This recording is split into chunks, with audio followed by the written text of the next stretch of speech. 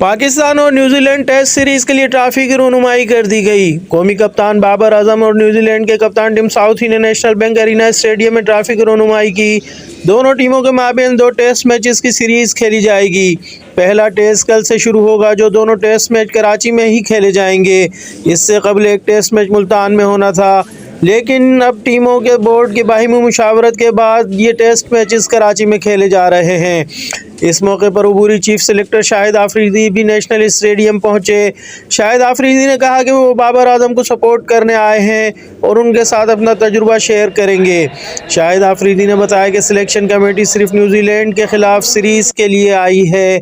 पाकिस्तान दौरे पर आने वाली मेहमान टीम न्यूजीलैंड के खिलाड़ियों के लिए होटल में क्रिसमस डे का एहतमाम भी किया गया। इस मौके पर क्रिसमस डिनर के लिए स्टेज सजाया गया था, जहां के 20 खिलाड़ियों ने तस्वीर भी खिंचवाई।